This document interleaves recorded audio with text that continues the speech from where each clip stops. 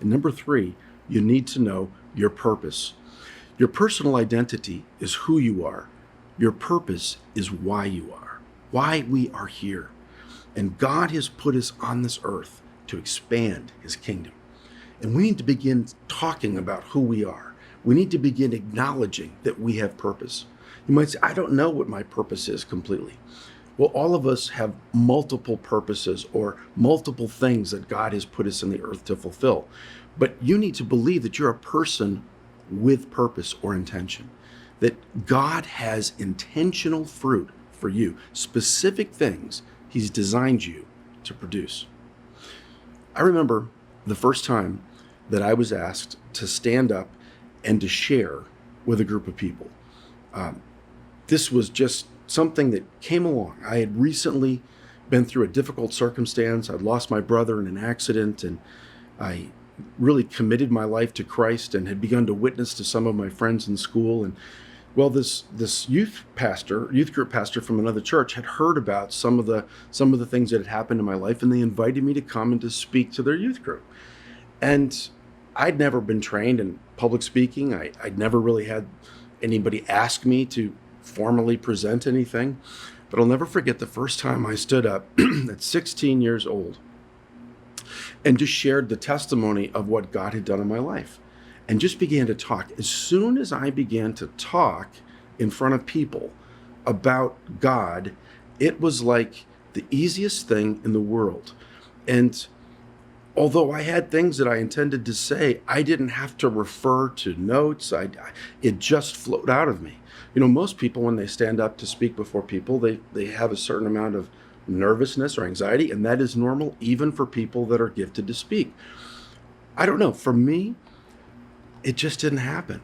It just felt like I was doing what I was born to do. And something clicked on the inside of me. I remember the first time I prayed for somebody, and all of a sudden this sense of knowing something about that person's past. There came this inspiration inside of me about, I just kind of had an image in my heart about something they had been through, very specific. And I just asked them, did you go through this? And sure enough, the Lord had spoken to me about something in this person's life. They began to cry, and I began to just minister to them. It's not something I tried to create. It just happened as I prayed. And I discovered that one of the purposes in my life from that experience was that God had called me to prophesy, to pray for people and to hear his voice and to help people make sense of some of the pain in their lives. And so as we go through life, we discover things. Sometimes you may have been to college for one thing, and that may be part of God's purpose for your life.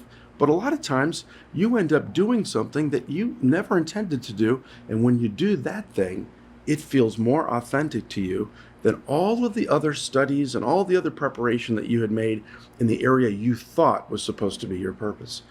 That doesn't mean that you don't have a career in the thing that you trained for, but it means that you're more than simply your day job. It means that there are things in you and me that we're supposed to be doing on a regular basis. And when we click into those things, something inside says, this is home for me.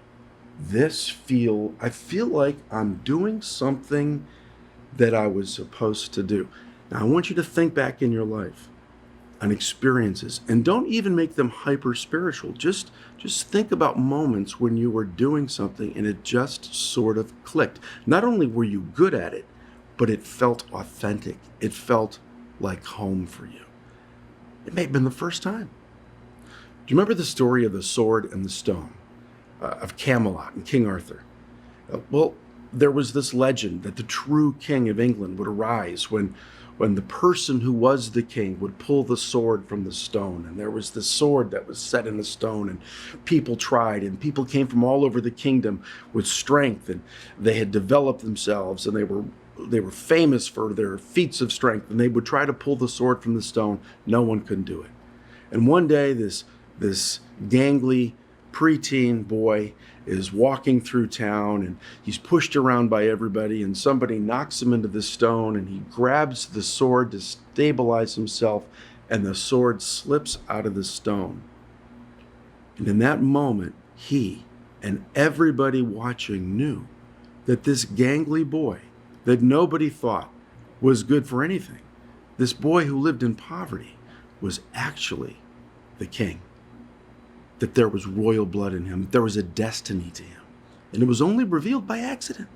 I think of that because so often in life, we're stumbling through life with circumstances and situations, and we bump into something, and we accidentally kind of pull a sword from a stone. Something happens, and we can do something we didn't even know we could do. Take note of those moments.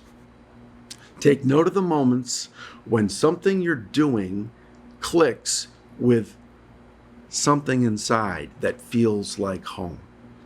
That tells you you're discovering something that's connected to your purpose. Keep exploring.